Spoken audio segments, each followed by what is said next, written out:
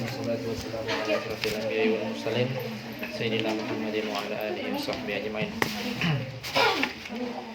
Allahumma zidna ilman warzuqna fahman.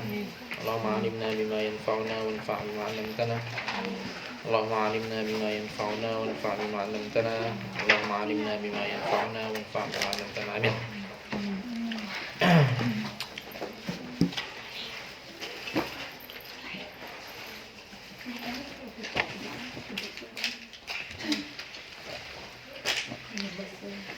Kita di halaman berapa? 60.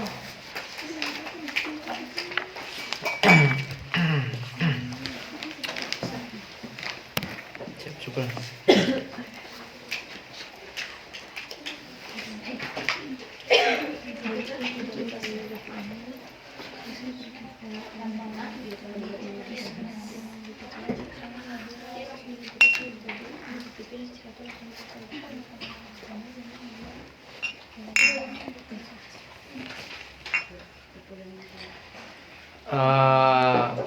Kalian udah keluar tahdidan kan? Sudah.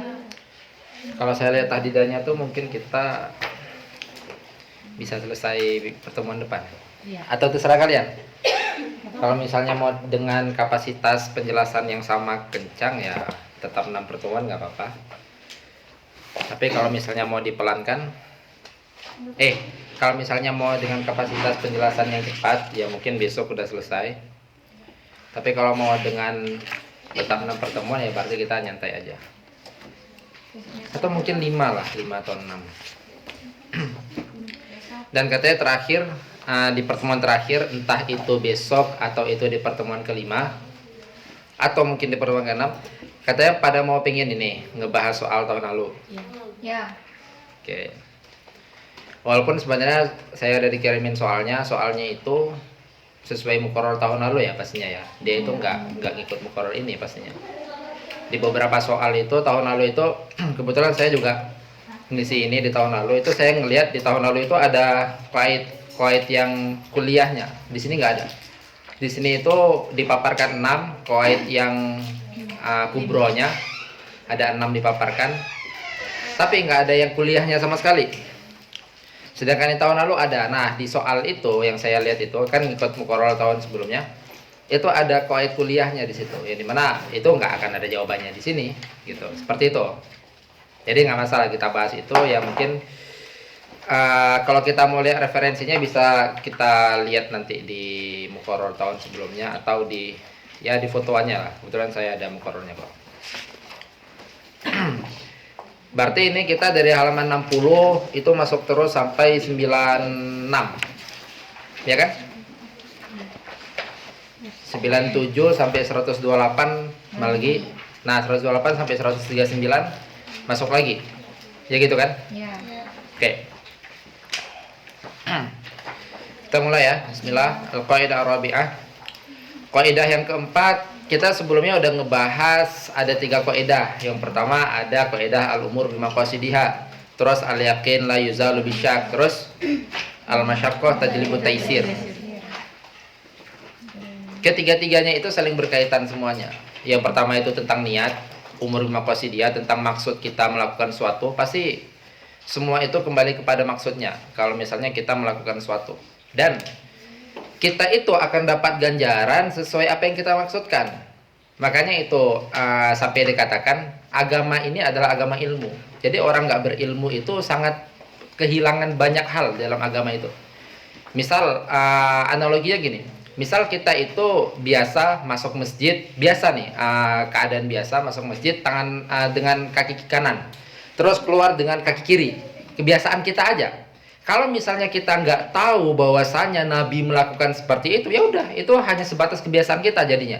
Tapi kalau misalnya kita lakuin itu dan kita tahu, berarti kan kita ada ilmu, paham ya? Dan kita tahu bahwasanya Nabi melakukan itu, jadi saat kita melakukan itu bukan atas dasar kebiasaan lagi.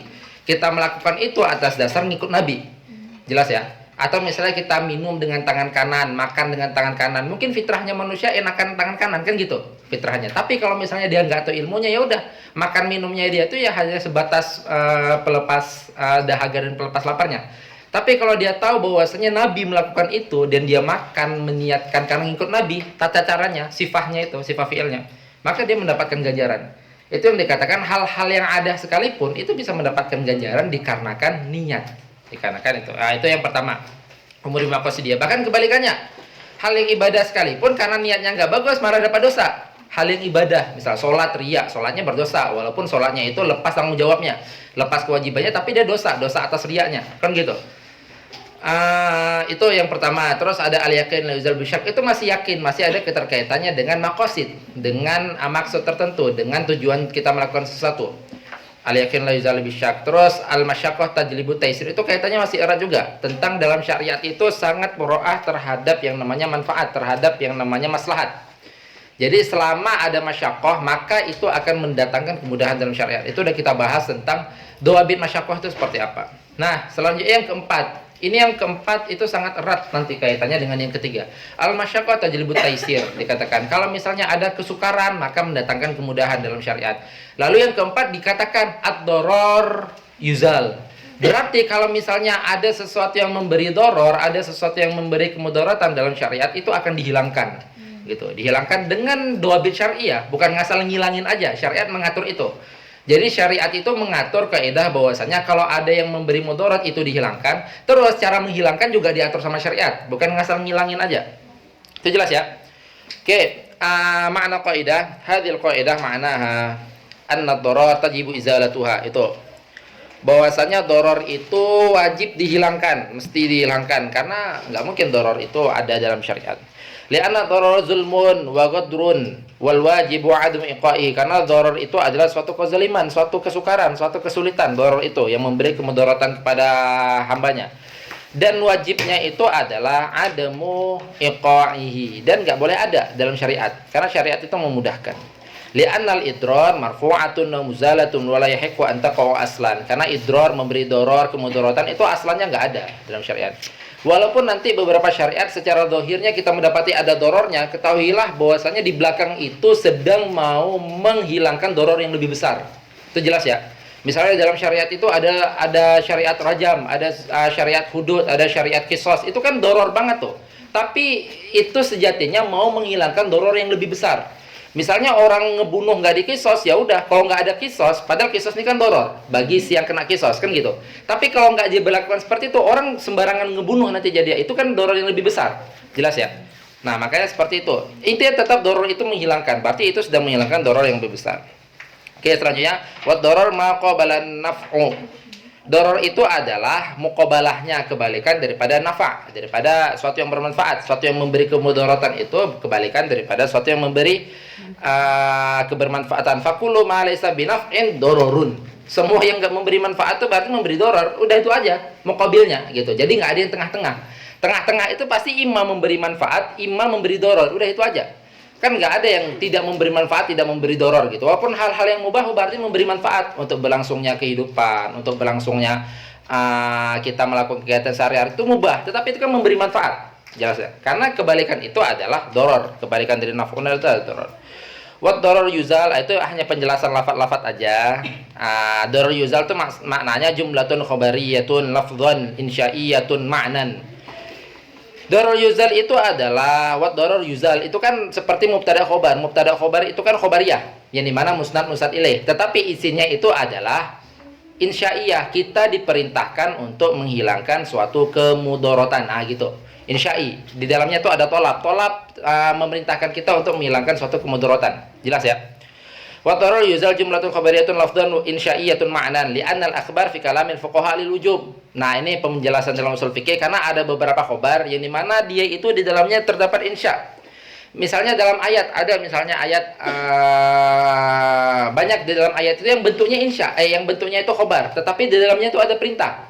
Seperti misalnya dalam ayat haji. Ayat haji itu ada kata-kata wal hajju asyhurun ma'lumat fala rafatha wala fusuqa wala jidala fil hajj dikatakan. Itu kan suatu bentuk khabar. Gitu dikatakan tidak ada perdebatan, tidak ada rafat, tidak ada fusuk dalam. Padahal maksudnya memerintahkan kita jangan jidal di dalam haji, jangan rafat di dalam haji, jangan fusuk. Jelas ya? Gitu. Berarti kan itu insya maknanya. Walaupun secara lafadznya itu adalah khabar. Lanjut, fayakunul murad biha al-insya ay annal adrar yajibu izalatuha. Berarti maksud daripada ad-darar yuzal itu adalah memerintahkan kita untuk menghilangkan doror gitu. Berarti kalau misalnya ini dari kata-kata azala yuzilu berarti azil ad-dororo, seperti itu. Kata-kata ad-dororu yuzal berarti azil ad-doror, dikatakan hilangkanlah kemudaratan itu. Annal adrar yajibu izalatuha bal huwa mazalatan minallahi ibtidaan wa daman. Bahkan doror itu memang udah nggak ada dari Allah. Ibtidaan baik permulaannya atau dawaman baik ataupun keberlangsungannya. Maka nanti dalam syariat itu nggak boleh ada doror. Baik ibtidaan atau jazaan dijelaskan. Ibtidaan itu maksud kita memulai memberi doror kepada orang atau kita membalas suatu kemudaratan kepada orang. Gitu. Itu dalam syariat nggak diajarkan seperti itu. Kita misalnya dirusak barang kita, dalam syariat nggak diajarkan balas rusak barang, enggak. Gitu, karena itu sama aja membalas dengan kemudaratan, itu memperluas kemudaratan namanya. Enggak seperti itu dalam syariat diajarkan. Walaysa hunaka taklifun fihi dararun annahu muzalun wa marfu'un syar'an. Dalam syariat itu enggak ada taklif yang ada darar di dalamnya. Wa kadzalikal insan mukallafun bi ayyazila darar an nafsi. Begitu juga manusia itu ditaklif, dituntut untuk menghilangkan darar di dalam dirinya sendiri. Li'anna nafsahu. Kenapa kita itu wajib menghilangkan darar? Karena diri kita ini milik Tuhan. Dikatakan dan kita itu hanya dititipkan diri, berarti kita itu diwajibkan untuk menjaga titipan itu. Jelas ya. Begitu juga harta, dalam Islam itu nggak diperkenankan merusak harta, gitu. Karena itu adalah abas, karena itu adalah perkara yang sia-sia, gitu. Jadi harta kita, semua kita itu sangat tidak diperkenankan dalam Islam untuk dirusak, disia-siakan seperti itu. Semuanya itu harus berbentuk suatu kebermanfaatan. Nah, jelaskan lagi li'anna nafsahu laysat milkan lahu bal huwa mamlukatun lillahi ta'ala li'annahu khaliquha wa bari'uha. Karena dirinya sendiri itu, manusia dirinya sendiri itu ya bukan milik diri dia, gitu. Kita punya tangan itu bukan milik kita. Kita punya raga itu bukan milik kita. Bahkan kita punya nyawa itu bukan milik kita. Nah, makanya dari itu menjaga diri itu wajib. Gitu. Kenapa? Karena sejatinya kalau kita nggak mau hakikatnya kita sedang menjaga titipan, dan menjaga titipan itu wajib. Gitu. Li'anna nafsu laysat milkal terus wala yajuzu ayyul hiqad daruru bi ghairihi. Sebagaimana kita dilarang melakukan doror kepada diri kita, kita juga dilarang untuk melakukan doror kepada orang lain. Gitu. Jangan pula diri sendiri nggak boleh melakukan doror kepada orang lain, ya nggak seperti itulah. Li'annahu dzulmun, karena itu adalah perkara dzulm, wa dzulmu haramun, wa iqraru dzalim 'ala dzulmihi haramun wa mamnu'un. Kita iqrar dzalim, seorang yang zalim itu mengikrar bahwasanya dia itu zalim, itu juga nggak boleh dikatakan. Terus lanjut, itlaqud darari fahamu minhu anna tahrim laysa qasiran 'ala al-idrar al-waqi' bil fi'l. Itu penjelasan masih lafaz-lafaznya. Langsung di bawahnya itu wa idkhulu tahta hadhil qaidah ad-darar ya luzalu bid darar. Nanti ada kaidah-kaidah di bawahnya. Ada kaidah di bawahnya itu adalah ad-darar la yuzalu bid darar. Kaidah aslinya itu adalah darar itu harus dihilangkan. Terus ditambah qaidnya, tetapi tidak boleh dihilangkan dengan darar juga. Karena kalau dihilangkan dengan darar, dararnya masih ada enggak? Masih, darar yang baru. Jelas ya? Berarti darar yuzal enggak terrealisasi jadinya. Paham ya? Di awal dikatakan doror harus dihilangkan, tetapi tidak boleh dihilangkan dengan doror. Jelas ya? Nah, itu dikatakan di bawah kaidah ini ada kaidah ad-darar la yuzalu bid doror. Itu sebagai qaid daripada kata-kata doror yuzal. Fahiya qaidun 'alaiha ay anna doror yuzal wa kinna la bidororin. Doror itu harus dihilangkan, tapi tidak boleh dihilangkan dengan doror juga. Kita menghilangkan kelaparan kita dengan mencuri makanan orang yang sedang kelaparan, gitu. Ya. Kita menghilangkan doror kita, tapi mendatangkan doror kepada orang lain, nah itu nggak boleh. Seperti itu. Lianna ulu izila ad-darar bid-darar. Ini penjelasannya. Kalau misalnya doror itu dihilangkan dengan kedororan yang lain, lama soda doror izal, maka kata-kata doror dihilangkan nggak ada, karena doror yang lain datang. Berarti dorornya masih ada. Jelas ya?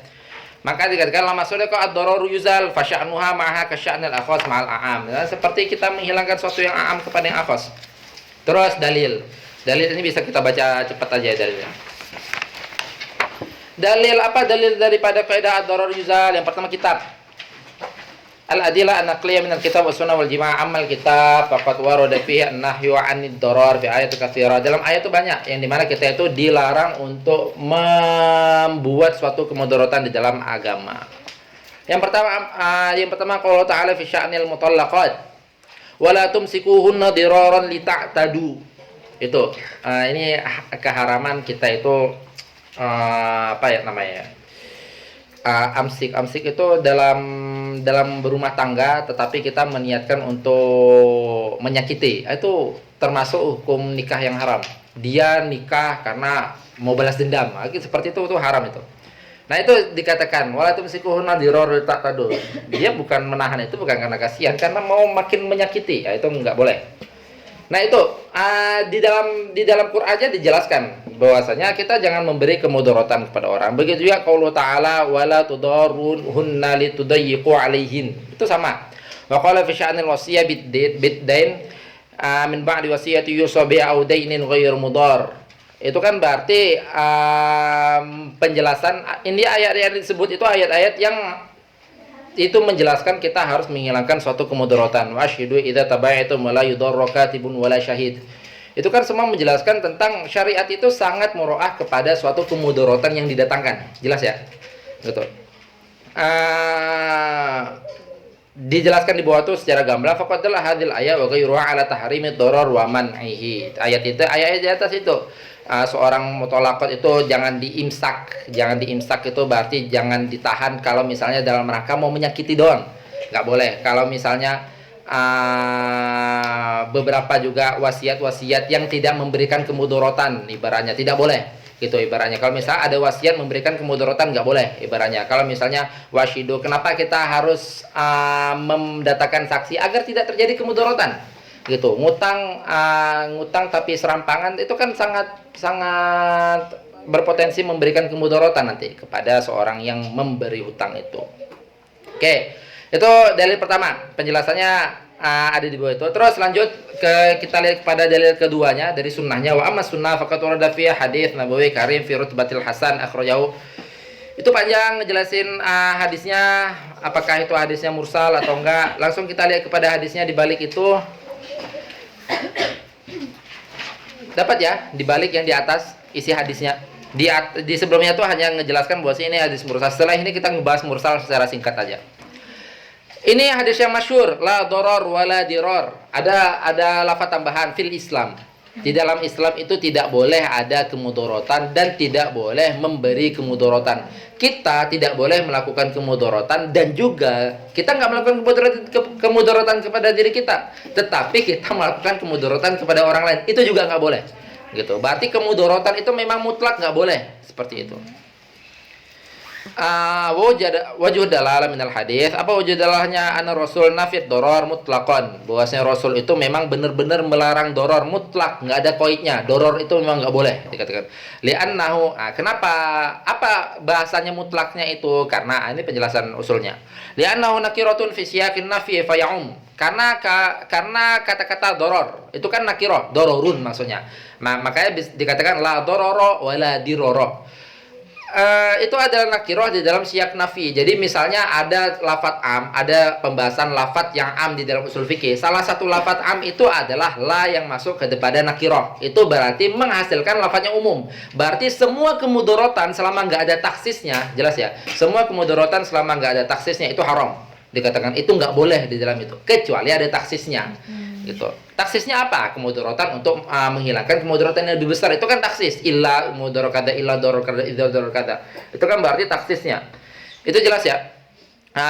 Falyakunu nafyu waqi'an 'ala imkan wala 'ala al-wuqu' al-fi'li li'anna kullan min ad-darar wa ad-darar waqi'un wa mawjudun bi kathrah. Makanya dikatakan darar itu falyakunu nafyu waqi'an. Larangannya itu nggak diberikan kepada pekerjaan tertentu, nggak diberikan kepada hal-hal tertentu, nggak, tetapi apapun yang di dalamnya ada doror dikatakan. Maka dijelaskan fala yakunu nafyu waqi'an 'alal imkan wala 'alal wuqu' al fi'li. Nggak dikatakan nggak boleh mencuri, nggak dikatakan nggak boleh ini, tetapi apapun yang ada dorornya itu nggak boleh, kan seperti itu. Karena kemudaratan itu bisa masuk kepada pekerjaan apapun. Makanya dikatakan li'anna kullan nadrar wa diror waqi'un wa mawjudun bi kathrah, saking banyaknya makanya enggak di nafinya enggak masuk kepada pekerjaan tertentu.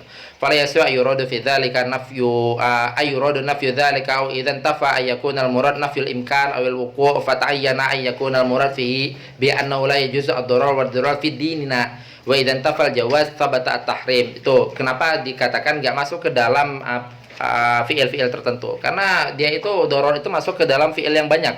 Maka langsung diharamkan itu adalah semua fiil yang di dalamnya ada kemudorotannya. Terus lanjut makna hadis. Hadis doror wa diror itu. Yang bagi Allah yakuna wanaka dororun min insanin li nafsihi wala li ghairihi. Berarti manusia itu enggak boleh melakukan kemudorotan bagi dirinya sendiri juga bagi orang lain. Waqila ad-doror, doror itu adalah ilhaqu mafsadatin bil ghair mutlaqan wat diror muqabalatut doror bid doror. Itu perbedaan antara doror sama diror. Doror itu adalah memberi, berarti orang nggak ngapa-ngapain, paham ya? Itlaqu mafsadatin bil ghair mutlaqan. Orang nggak ngapa-ngapain, kita memberikan mafsadah kepada dia. Itu dinamakan dengan doror. Jelas ya? Itu perbedaan antara doror sama diror. Sedangkan ad-diror itu adalah muqabalatut doror bid doror. Orang jahat kepada kita balas jahat kepada orang. Itu namanya diror. Nah, dalam Islam itu nggak boleh melakukan doror permulaan. Itu nanti dibahasakan dengan ibtidaan. Nggak boleh juga jazaan. Kita nggak boleh melakukan doror kepada orang tanpa sebab, dan tidak juga nggak boleh melakukan doror kepada orang dengan sebab, gitu. Dengan sebab dalam artian orang melakukan doror kepada kita balas, itu nggak boleh. Terus selanjutnya wafassaru ba'duhum, sebagai mentafsirkan bahwasanya maksud doror la doror wal diror itu adalah bi alla yadurru rajul aqahu ibtidaan wala jazaan. Itu jelas ya. Maksudnya seorang itu nggak boleh memberi kemudaratan kepada orang lain baik ibtidaan. Ibtidaan itu berarti nggak ngapa-ngapain di kepalanya orang, itu kan ibtidaan. Tetapi walau ataupun jazaan, ngebalas orang jahat kepada dia dibalas dengan kejahatan. Karena syariat itu nggak seperti itu menyelesaikan masalah. Wal hadis nasun fi tahrim doror mutlaq itu jelas. Terus langsung di bawahnya fal ghardu minal hadis man udhara ayyan kana. Itu yang perlu digarisbawahi, bahwasanya maksud di dalam hadis itu adalah memang tidak boleh ada kemudorotan di dalam syariat ayyan kana, apapun sebabnya. Nah, makanya nanti apapunnya ini kan umum. Ma itu umum.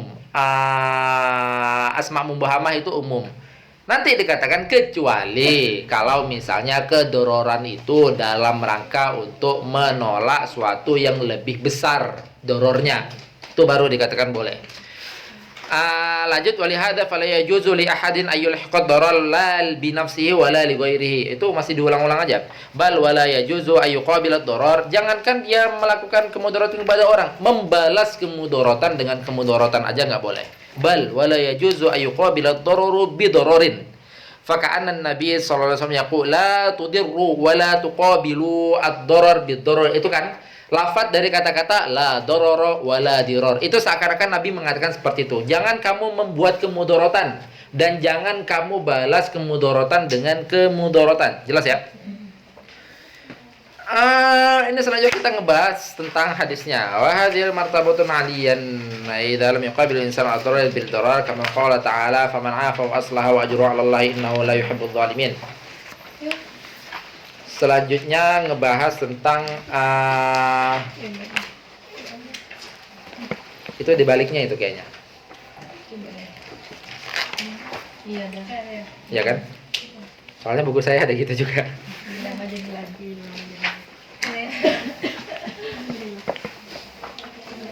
Ini masih ngebahas hadisnya ya, la darar wa dirarnya ya. Wa khabarun la nafiyah wa kainun au jaizun. Karena la nafiyah li jinsi itu syarat khabarnya apa? Harus berbentuk nakirah. Makanya nggak mungkin misalnya ada kata-kata dzalikal kitabu la raiba fihi. Fi-nya itu kan sibol jumlah. Sibol jumlah itu bisa menjadi khobar. Nah, dalam kaidah la nafiyah li jinsi nggak bisa sibol jumlah menjadi khobar bagi la. Jelas ya? Makanya ditakdirkan ini khobarnya harus berbentuk nakirah. Maka di dalam itu imma khobarnya kain, imma khobarnya mustaqir, imma khobarnya maujud. Jelas ya? Nah, ini dijelaskan juga seperti ini. Khobar di dalam kata-kata la doror sama wala diror itu adalah ini apa bahasanya, takdirannya. Khobarnya adalah kainun au jaizun, ay la dororo jaizun wala diroro jaizun. Jelas ya? Fil Islam. Itu kan pembahasan nahwunya. Oke, itu kan tadi di awal dijelaskan bahwasanya la darar wa dirar itu adalah hadis mursal. Kalian tahu hadis mursal ya?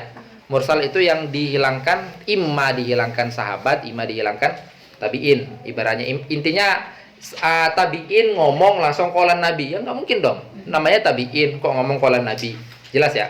Sahabat ngomong qalan Nabi. Apakah pasti itu perkataan Nabi? Ada juga kemungkinan enggak. gitu. Karena bisa jadi sahabat itu nggak dengar langsung dari Nabi, dengar dari sahabat lain. Nah itu hadis seperti itu dinamakan dengan mursal. Jelas ya. Berarti kan mursal itu seakan-akan ada sanad yang terputus. Nah ini dibahas tentang mursal. Hujjatul hadis mursal. Bahkan di dalam usul fikih itu yang simpelnya, pembahasan hadis dalam usul fikih itu dibagi dua aja, imam musnadun, imam mursalun. Musnad yang nyambung, mursal yang gak nyambung, gitu doang. Ini sekarang kita ngebahas dalil kita boleh menggunakan hadis mursal gitu. Kalau syuti hadal hadis akhrajahu Malik fil Muwatta an Amrin ibnu Yahya an abihi mursalan, dikatakan hadis ini berbentuk mursal al-darwadirul. Ini jadinya ngebahas hadis ya deh. Ini kita skip aja ya, karena dia ngebahas hadisnya. Ya. Atau kita baca sekilas. Soalnya ini pembahasan mursal jadinya. Mursal itu bisa dijadikan hujjah ala al-jahil qaul, terhadap qaul yang rajih di dalam ahli usul. Fa idza arsal rawi al-hadis marratan wa asnadahu ukhra aw waqafa al-hadis marratan wa rafa'u ukhra. Dikatakan wa rafa'u marratan ukhra ya maksudnya. Mursal itu bisa dijadikan dalil kalau misalnya terkadang dia mursal, terkadang ada yang mauqufnya, terkadang dia mursal, terkadang ada yang marfu'nya, terkadang dia mursal, terkadang ada yang ini. Dalam artian di darul lain dia itu ada hadis yang nyambungnya. Maka itu seperti itu bisa dikatakan bisa boleh digunakan. Apalagi kalau misalnya mursalnya mursal sahabi. Mursal sahabi itu kan sahabat ngomong qala Rasul, padahal sahabat ini tidak mendengar langsung dari Nabi. Nah, kalau misalnya sahabat yang ngomong, itu kan ada perawi yang terputus tuh. Itu kan yang terputus sudah pasti sahabat, gitu. Paham ya? Yang dimana kalau misalnya sahabat itu sama sekali tidak dimasalahkan tentang sikohnya. Tidak dimasalahkan tentang udulnya, karena semua sahabat itu udul. Allah yang menjamin sahabat itu udul, gitu. Karena kalau misalnya marotib atas sana, marotib masa sahabat itu kita nggak yang sahabatnya itu nggak dipermasalahkan hafalan atau ini tuh yang dipermasalahkan udulnya, dan sahabat itu semuanya udul, adil maksudnya ya. Karena ada hadis Nabi yang memuji tentang keadalan kurun itu khairul qurun qarni, tsummal ladzina yalunahum, tsummal ladzina yalunahum, wa dzalika mimma yujibu sidquhum wasabab tamassukuhum bid. Kenapa para sahabat itu sangat diyakinkan, sangat diakidkan udulnya? Sebabnya apa? Tamassukuhum bidinihim. Karena mereka itu sangat kuat berpegang pada agamanya. Faqabila khabaruhum lidzalik. Maka khabarnya itu 5. Nah, ini ngebahas tentang mursal itu ada 2. Mursal ada 2, mursal sahabi dan mursal tabi'in. Mursal sahabi ya simpelnya yang dimana sahabat ngomong kalau Rasul, udah itu ada yang dia ternyata dia meriwayatkan dari sahabat lain. Mursal tabi'in ngomong kalau Rasul, kalau itu udah pasti mursal maksudnya. Tuh, mursal tabi'i masuk ke min sahabi, mursal tabi'i. Walaupun mursal tabi'i itu ada kemungkinan yang sakotnya itu adalah tabi'in juga. Kayak qala tabi'i qala Rasulullah sallallahu alaihi wasallam kada au fa'ala kada au ghairu dzikri sahabi. Wa qala Syafi'i fi risalah, di dalam kitab risalahnya Imam Syafi'i pernah mengatakan inna marasila kibari tabi'in hujjatun. Kibari tabi'in ya, karena ada beberapa nanti mursal itu bukan dari kibari tabi'in. In ja'at min wajhin akhar walau mursalatan. Walaupun misalnya datang daripada jihah lain, walaupun itu juga mursal juga dari jihah lainnya itu. Au qudida bi qauli sahabi aktsar, itu penjelasan. Terus selanjutnya di bawah amma mursal sahabi kabni Abbas wa amthali fa fi hukmil mausul. Jadi dikatakan nanti bahwasanya mursalnya tabi'in itu tidak bisa membuat dia itu menjadi hukum mutasil. Mursal tabi'in, jelas ya? Karena ada kemungkinan yang jatuh itu adalah tabi'in juga. Tetapi kalau misalnya mursalnya sahabi itu bisa dihukumkan sebagai mutasil, jelas ya? Dihukumkan sebagai hadis yang itisol. Maka di sini dikatakan mursal sahabi itu fa fi hukmil mausul, dihukumkan sebagai hukum yang mutasil juga. Li'annahum innama yaruna an sahabi wa kulluhum udul. Karena sahabat itu kalau mursal ya dia itu meriwayatkan dari sahabat lain. Walaupun secara ilmu hadis itu ada ditelaah bahwasanya ada kemungkinan sahabat meriwayatkan hadis mursal, ternyata dia meriwayatkan dari tabi'in. Kalian bisa paham nggak? Ada kemungkinan itu. Walaupun kemungkinan itu ada yang khilaf dalam artian ada wukunya, ada nggak wukunya. Paham ya? Ada wukunya dalam artian ada yang mengatakan ada buktinya, ada yang mengatakan nggak ada buktinya itu. Walaupun kemungkinan akal mengatakan seperti itu. Misalnya sahabat meriwayatkan hadis, karena kan sahabat itu yang dikatakan yang hidup bersama Nabi, jumpa dengan Nabi, beriman kepada Nabi, itu kan yang dinamakan sahabat. Sahabat meriwayatkan hadis, ternyata dia itu dapatnya dari tabiin yang kibar dikatakan. Sahabat kecil dapat dari tabiin yang kibar. Wa ala dzalika faqul Suyuti akhrajal Hakim, ini masih ngebahas mursal. Dah kita lewat aja langsung yang ketiga. Wa amal ijma. Ini tadi dalil tentang kaidah ad-darar yuzal. Masih ingat ya? Tadi pertama udah kita bahas dalil Qur'annya, kedua kita bahas dalil sunnahnya, ketiga kita bahas dalil ijma'nya. Ijma' itu udah enak, ajma'atil ulama udah. Itu ijma' itu berarti. Ala hujjati hadza dikatakan. Ulama itu berijma' bahwasanya ini kaidah ini bisa dijadikan hujjah. Udah dalilnya. Wa amal ijma' fa huwa qaimun baina ulama'il, walaupun diksinya kalian ubah-ubah terserah kalian lah. Misalnya waqa'a al-ijma' misalnya, atau ijtama'atil ulama' ala kadza, misal apapun itu, yang penting ijma'. Fa huwa qaimun baina ulama'il muslimin ala madlulil hadzal qaidah. Itu ijma' ulama itu terdapat untuk kita bisa terhadap pendalilan kaidah ini. Wala na'lam annahum ikhtalafu fi. Bahkan musannif kitabnya mengatakan beliau nggak mendapatkan ada ikhtilaf di dalam kebolehan berhujjah terhadap la darar yuzal gitu. Oke, itu tadi dalil yang pertama, dalil yang nakli. Terus selanjutnya ngebahas dalil yang akli, dalil akal. Wa ayyidu ma taqaddama min adillati dalil akli. Dalil akal apa? Faqad tsabata aqla anna ibahatad darar qabih. Akal itu mengisbat bahwasanya kebolehan melakukan kemudorotan itu adalah suatu yang jelek. Paham ya? Kan akal seperti itu. Maka nanti ada bahasa, ini khilaf yang besar juga itu di dalam usul fikih dan di dalam akidah tentang hasan sama qabih akli.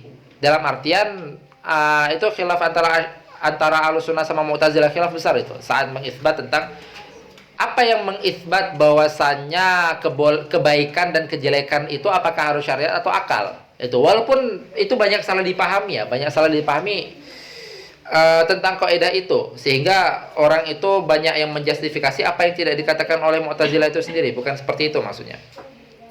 Misalnya dalam keadilan, dalam sedekah itu tanpa syariat juga kita juga mengakui bahwa itu hal yang baik, paham ya?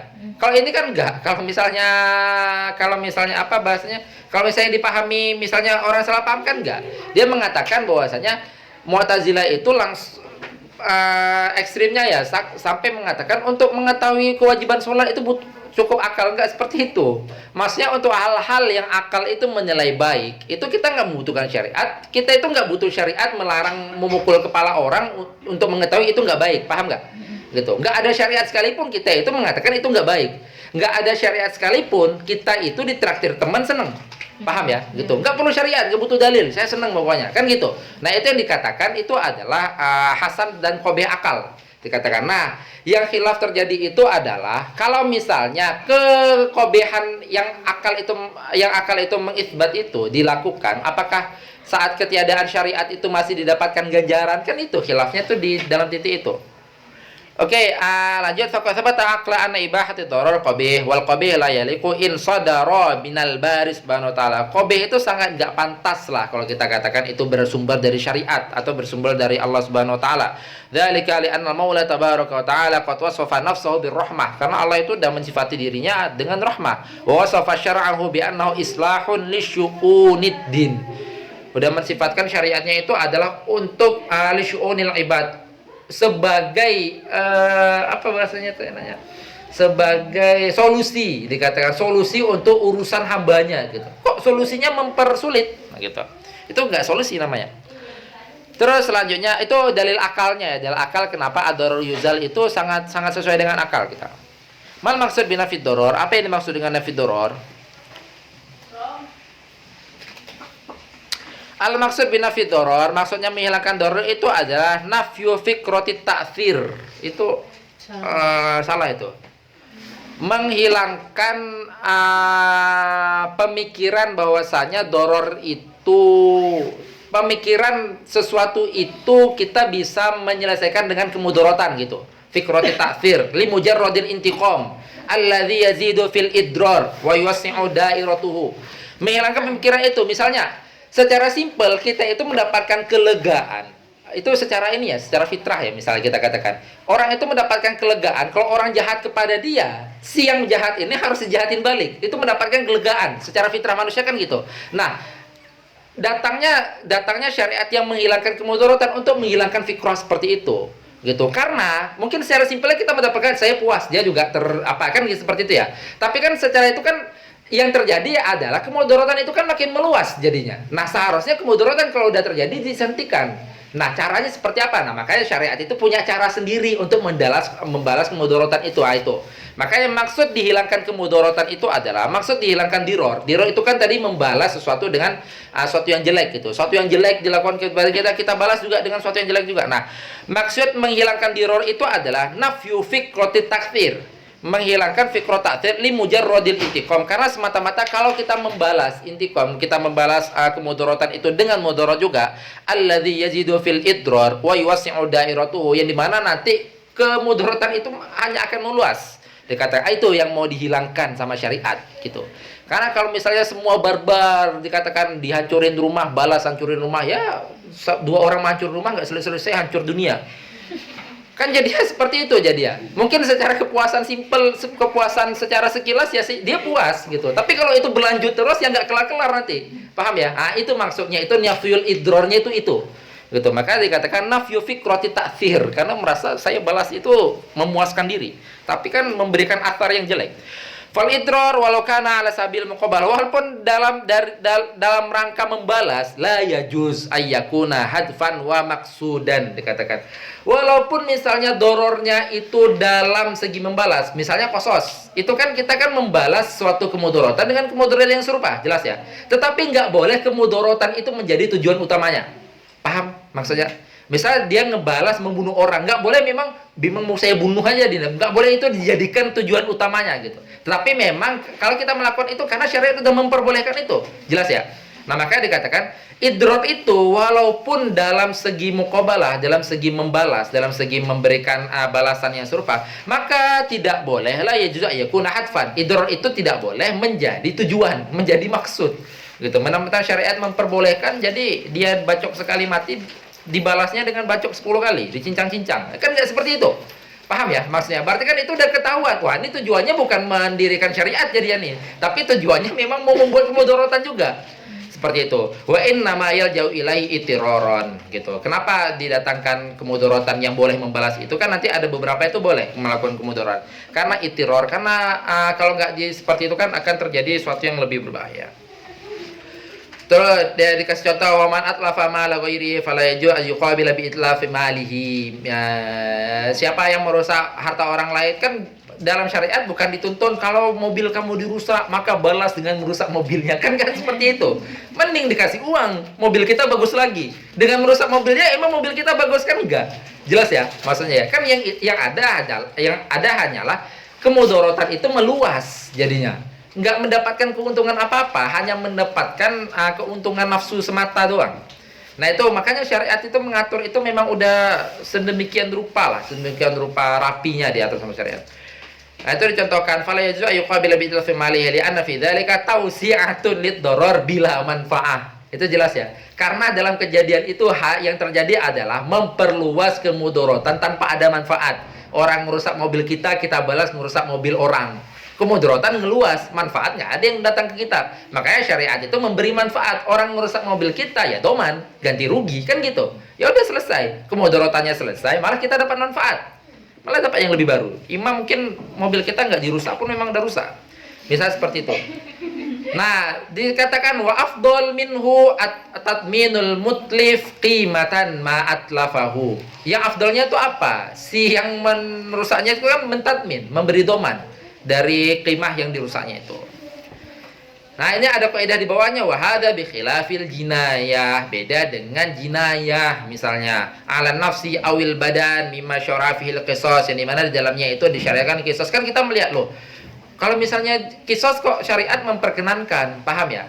gitu. Kok syariat memperkenankan? Karena ada bagi sebagian orang yang mengatakan bahwasanya nyawa itu nggak ada harganya, ibarat gitu. Makanya dalam artian dia nggak bisa lah dibayar dengan berapapun. Nah gitu. Makanya syariat itu memperkenankan kisos itu dibalas dengan kisos. Tangan saya nggak ada harganya. Kecuali kalau misalnya keluarga yang mengatakan udahlah meninggal lah, dapat diah dari kisos itu gede banget loh. Kan seperti itu. Kecuali kalau ada yang seperti itu. Jadi ya kayaknya nggak mungkin lah. Walaupun ada kemungkinan ya. Beda dengan di dalam kisos dikatakan li annal jinaya la yakmauha illa uqubatan min jinsiha. Karena dalam kriminalitas itu hanya bisa dibalas dengan kriminalitas juga. Orang ngebunuh dibalas dengan dibunuh juga. Orang memotong tangan dibalas dengan memotong tangan juga. Nah, makanya dalam syariat itu kan diberikan opsi. Mau dibalas serupa atau mau diganti rugi. Ganti ruginya juga gede banget gitu. Satu jari aja itu dikatakan berapa diah. Ibarat itu nanti ada yang namakan dengan diah. Diah itu adalah orang yang misalnya terjadi kasus yang dimana itu bisa kisos, tetapi keluarganya itu memilih al-afu, memilih tidak melakukan kisos. Nah, kalau nggak melakukan kisos apakah selesai? Enggak. Syariat itu memberikan diah. Diah itu besar banget gantinya. Gitu. Bisa dikatakan kalau misalnya secara rupiahnya kita ya sampai miliaran lah gitu. Mungkin puluhan miliar atau ratusan miliar. Biasa dihitung dengan ibel itunya. Dihitung dengan unta. Untanya itu unta yang kualitas nomor 1 yang seperti itulah. Intinya. Kan biasa seperti itu. Nah, walaupun mungkin ada beberapa corak keluarga yang udahlah, yang meninggal gitu, dapat diah ratusan miliar lumayan. Mungkin kan ada yang seperti itu. Ala kulihal syariat itu memberi opsi mau ngebalas atau misalnya nggak ngebalas dimaafkan tetapi nanti dia dapat diah seperti itu khilaf dengan al-jinayah. Terus wahunaka ala qatun kaidah darur yuzal itu juga sangat erat terkaitannya dengan al-masyaqqah tajlibut taisir karena darur itu juga masuk masyaqqah di dalamnya. Fa inna bainahuma ittihadun li anna al-masyaqqat ad-darar karena masyaqqah itu juga darur itu juga masyaqqah. Wa qad rafa Allah taala di dalam surat wa ma ja'ala 'alaikum fid dini min harajin. Allah itu sudah menghilangkan masyaqqah atau menghilangkan haraj.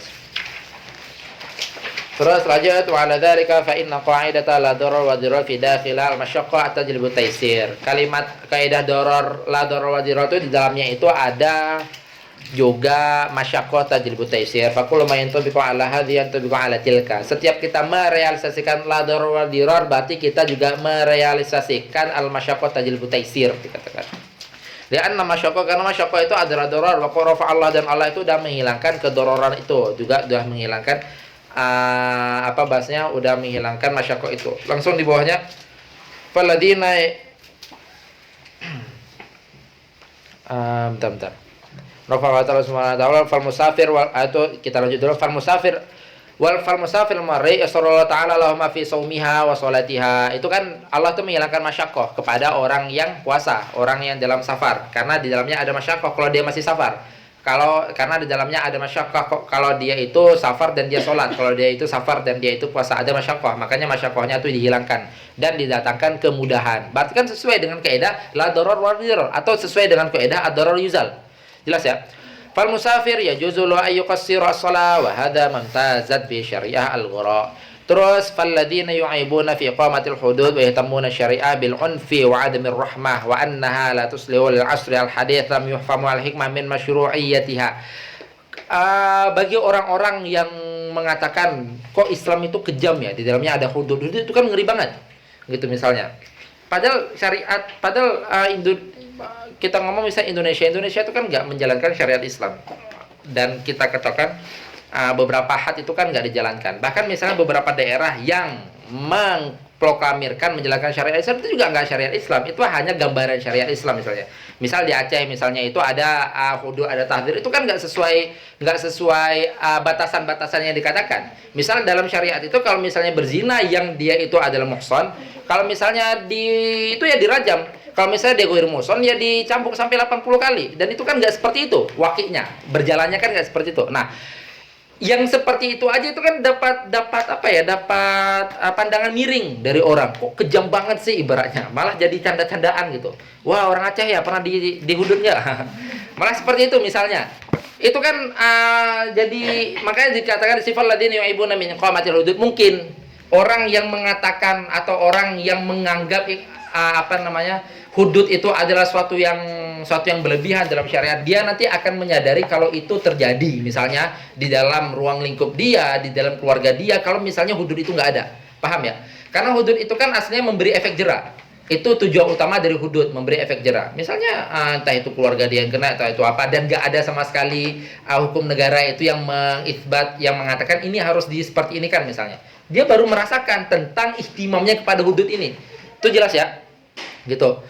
Wa yatamuna syari'a bil 'urfi wa 'admir rahmah. Terus mereka mengatakan syariat itu keras, enggak ada keramat. Wa anna la tuslihu asl hadis lam yafhamu al hikmah min masyru'atiha. Walau fahimu la adraku annahu yatartibu darar al akhaf li dafi ad-darar al-a'zam. Kalau misalnya mereka memahami itu, memahami tentang hikmah dari syariat ada hudud, hikmah dari syariat ada qisas, hikmah dari syariat ada rajam, mereka akan memahami bahwasanya itu walaupun secara simpelnya doror, tetapi itu dalam rangka mau menolak suatu kemudaratan yang lebih besar gitu. Kalau zina nggak ada hukumannya, orang udah berzina di tengah jalan jadinya kan seperti itu.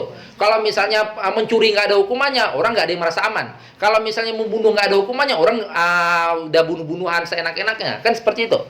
Nah itu bagi beliau mengatakan bagi orang yang mengolok-olok lah bahasanya, mengolok-olok hudud yang ada dalam Islam, maka mereka akan menyadari itu. Fa iqamati haddidz zina darurun. Memang benar, mendirikan had zina itu doror bagi si zaninya, jelas ya, paham ya. Tetapi walakinna adamu iqamati fi dororun a'zam. Tetapi kalau kita enggak mendirikan iqamah, enggak mendirikan hudud zina, itu mendatangkan doror yang lebih besar gitu. Nanti bisa jadi yang kena itu anak kita, saudara kita, orang-orang tua kita kan seperti itu. Kita enggak menginginkan itu, tetapi kita memprotes saat hukumannya itu dijalankan, kan aneh ibaratnya. Walakinna adamu iqamati fi dororun a'zam alla fa huwa fasadul ummah. Bahkan itu akan terjadi kerusakan umat. Waqtilatul ansab lidza yutabbiqu haddadz zina. Sangat bahaya loh kalau misalnya ikhtilah kalau misalnya terjadi pencampuran bahasa ini? Pencampuran keturunan. Itu. Makanya mungkin kalian nanti misalnya pulang ke Indonesia mendapatkan permasalahan itu saya bisa katakan saya menyaksikan sendiri tuh tentang kerumitan orang kalau misalnya terjadi itu. Misalnya dia ini misalnya zina dan sampai punya anak. Itu kan ribet banget urusannya tuh. Ke semua sisi ribet jadinya. Jadinya misalnya dia anak wanita, misalnya anaknya ini wanita, bapaknya nggak bisa jadi wali, ibaratnya, paham ya?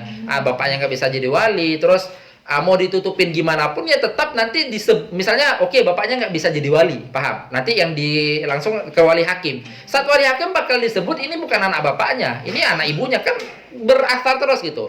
Ke depannya gitu. Dia ini nggak dikatakan binti bapaknya, jadi ya dikatakan binti ibunya. Pokoknya sangat rapi lah syariat itu saat benar-benar menahan zina ibaratnya. Maka zina itu yang dilarang bukan zinanya, tetapi kurbah kepada zinanya itu yang dilarang. Saking zina itu